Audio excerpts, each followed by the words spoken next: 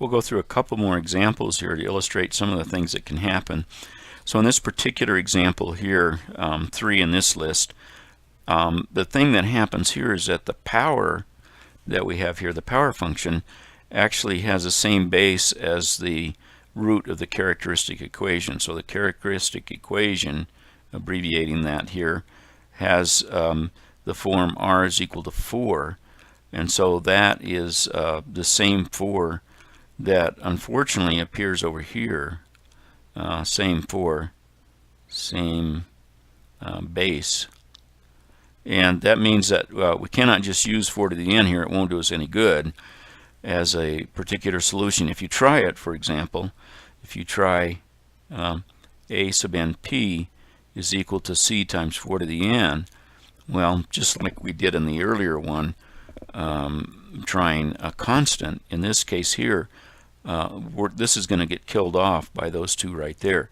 So in other words, on the left we'd have c times 4 to the n, and right here on the right we'd have 4 times c times 4 to the n minus 1, that'd be the n minus 1 term, plus 3 times 4 to the n. Unfortunately, these cancel, right? And we're left with a ridiculous equation, 0 is equal to 3 times 4 to the n. So what does our general scheme in the table tell us to do?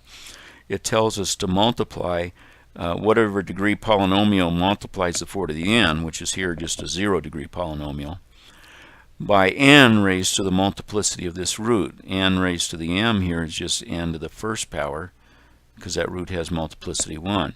So instead of what we tried there, which doesn't work, we will try a sub n super p is equal to cn 4 to the n, like so. And we'll put that into the equation. And if you do that, it turns out you get c is equal to 3. It just happens to be the same 3 as what we got there. That's coincidental, and has as much to do with the fact that 4 minus 1 is 3. So the solution here is c is equal to 3, and maybe I should show you how I got that rather than just having you look at that and think that that 3 is the reason we got the 3. It is not. If we put that into the equation, we get c times n 4 to the n is equal to 4 times c times n minus 1, 4 to the n minus 1, plus 3 times 4 to the n. And I would, as I have many times, cancel as many factors as 4 as we can. In this case, we have a 4 to the n here. Notice we have a 4 to the n there, and we have a 4 to the n there. So if we cancel all the 4 to the n factors, we'd have c times n is equal to c times n minus 1 plus 3. The cn's cancel, and so we get 0 is equal to minus c plus 3, and so that gives us c is equal to 3. And so that's why we get a n p is equal to 3 times n 4 to the n. And our whole solution will have the form alpha times 4 to the n, that's a homogeneous, going back up to this part right here, plus 3n 4 to the n. I don't know why that's in red, but there it is.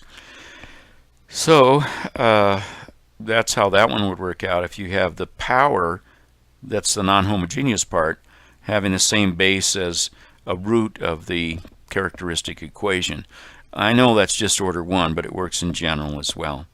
So here's one that is of higher order, and this might demonstrate, what works in general. It is just a second order, but a third or fourth or fifth order would work in the same way, and we're not going to spend a whole lot of time doing those because the computations are so complicated. But in this case here, our first step now, we need a little more work, because first we'll get the characteristic equation, which is a quadratic here because it's order 2 for the homogeneous. The homogeneous version. which does not have the 8 times 4 to the n term in it. That would be r squared is equal to r plus 6, which turns into r squared minus r minus 6 equals 0, r minus 3, r plus 2 equals 0, and so we'd have the homogeneous, it would be alpha 3 to the n plus beta minus 2 to the n, like so. Right, so we have that. We don't need that, except to notice that the power here is not either of these. If it were, we'd have to adjust, as we did in the previous example, by multiplying by some power of n or some polynomial of n. In this case, we don't. So the particular solution will have the form of c times 4 to the n, and we would put that in the equation and solve for that. And I think this works out nicely, so let me go ahead and do that. Put that into the equation. So we get in the equation itself, I'm looking at this part right here, that whole equation.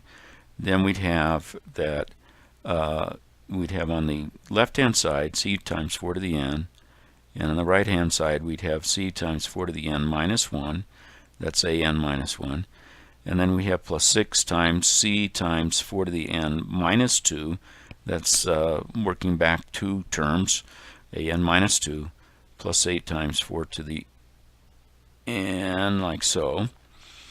And looks to me like we can cancel an n minus 2 power 4, leaving us c times 4 squared is equal to c times 4 plus 6 times c plus 8 times 4 squared, like so. So let's see, that's 16 is equal to 16c is equal to 4c plus 6c plus 8 times 16 is 128, and so we're going to have